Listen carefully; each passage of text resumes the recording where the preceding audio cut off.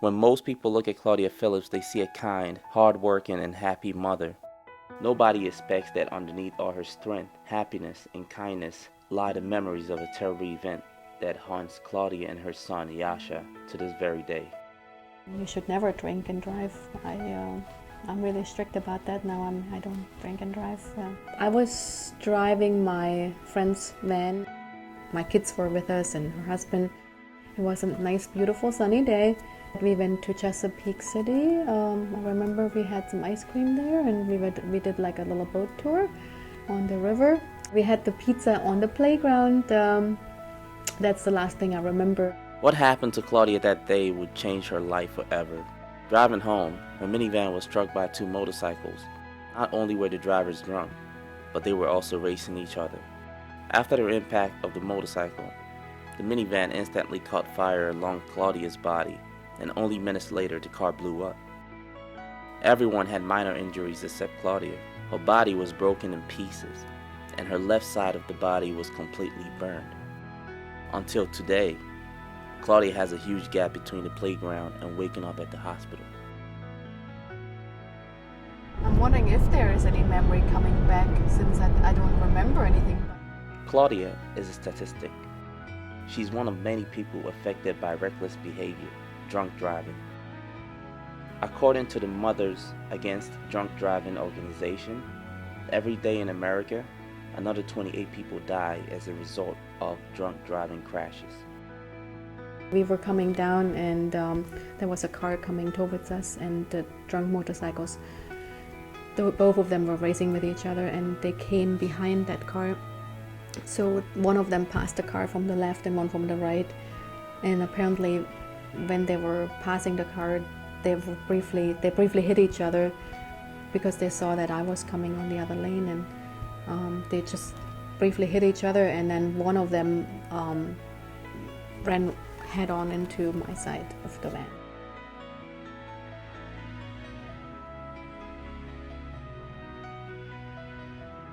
My friend's husband, he got everything out. He got everybody out, my kids, and his wife, she was on the passenger side, so he pulled everybody out of the van, but he was not able to get me out because the side door, like my passenger door, didn't open because it was completely trapped. It was jammed. So he tried to basically lift me over through the back of the seat, but that didn't work either because my leg was stuck. My leg broke. It was broken, and everything was stuck. I was completely stuck into the car, and even he said that they would have probably have to cut me out. The fire department would have had to cut me out. There was no way to get me out of this van because I was already on fire, and nobody wanted to help him because the people who live in the neighborhood, they saw it too, but they couldn't help because they knew I was on fire and it would blow up any minute. So nobody helped him, and he stepped back. Witnesses of the accident stated that they didn't see anybody pulling Claudia out of the car. So I was out of the van, and 2 minutes later the van blew up. So I don't know.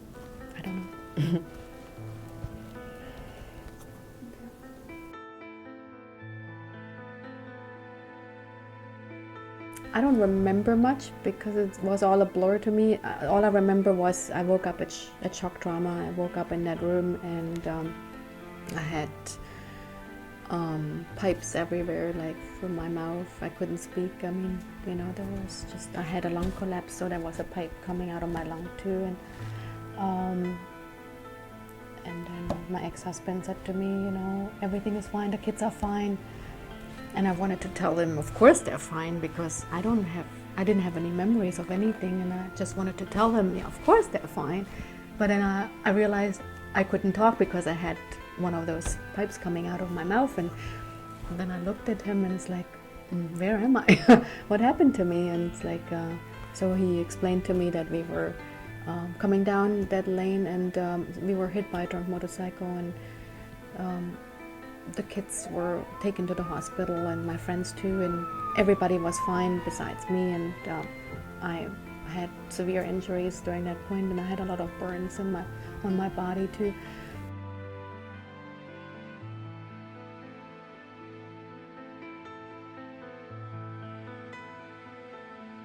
Wow, I see a tire laying up on that hill. That could be ours. I'm not sure, but it's pretty frightening because there's a lot of evidence here from a lot of accidents, and I'm wondering, when I was walking along the whole street, I was wondering, is there anything left from our car? I mean, where's the evidence? There might be a little bit something like a mirror or something which still lays here. I mean, it's a big graveyard of cars and motorcycles here. It's scary. An old, rusty, burned-out mailbox sits right by the crash site. Claudia wonders. Was the mailbox on fire while we were on fire? After Claudia was transferred to another hospital, she began to realize what had happened to her. I was completely broken in pieces, and that's when the first time it hit me. It hit me completely that I was actually hit by a drunk motorcycle. And what happened to me? I mean, I was waking up every morning. It's like, wow, it's like, what happened to me? I had nerve damage on my arm and my hand. I couldn't move any fingers. None of the fingers worked. I couldn't move. I had to basically grab a glass and put that glass into my hand so I can hold it, because it didn't open by itself. I had to open it and then grab it. So there was that, and then I had rods in I broke my arm right in the middle here, and I have titanium in here, and in my leg, on my left leg, I have titanium in my leg, and my hip fractured too. And so I really, there were so many injuries. And then the burns, of course, I had the left side of my face was completely burned. And the nurses, they have no explanations how it healed up, because they came every morning and looked at me, and they were completely amazed how quickly I was healing, because it was completely burned. It was black. Unlike Avi, Yasha was fully awake at the time of the accident. He saw Claudia being on fire and witnessed every second of the tragedy. After I came home from the hospital, he had a lot of nightmares, and we had to go counseling for him, and we saw a counselor for a while, and we had to address all his memories and all the nightmares.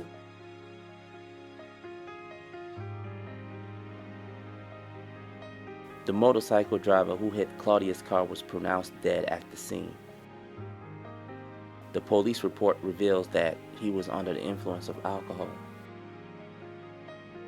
This is amazing. Everybody's thinking about him, and there's signs, but nobody thinks about us.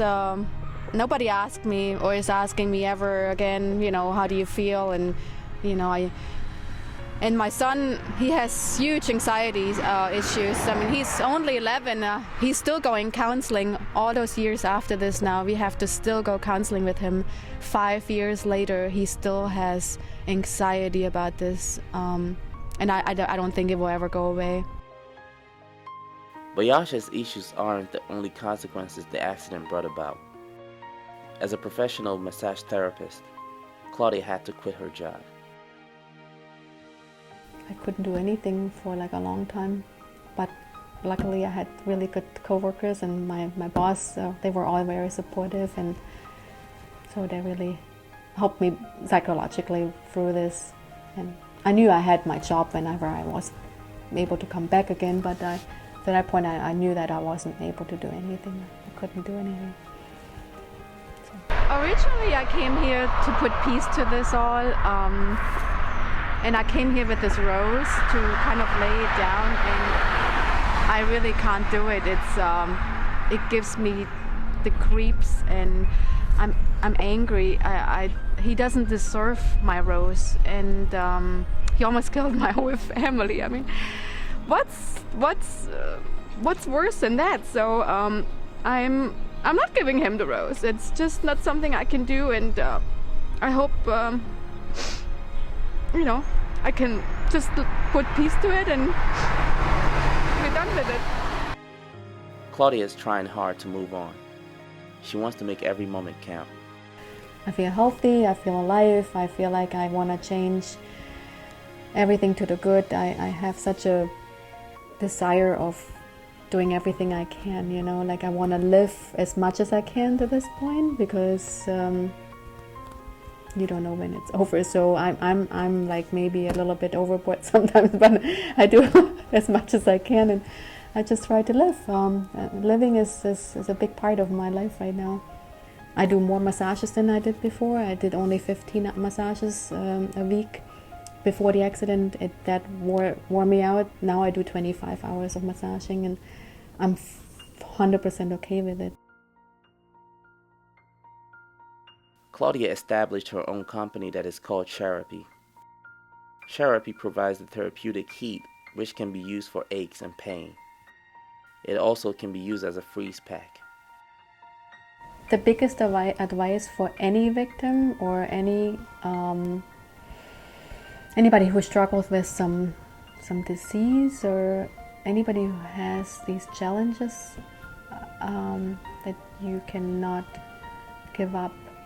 You have to believe in yourself, and if you believe in yourself that you can reach that next level for yourself, then everything will be fine. You just have to get your head to that point where you are in one with the inside and the outside. Like during the hospital phase, in the second hospital, I basically talked, I'm not kidding, but I talked to every broken part of my body. I talked to it every day because I had nothing else to do. And I was fully 100% sure I'm going to have every body part of myself back, maybe better than before. Take Claudia's story to heart. Save a life. Don't drink and drive.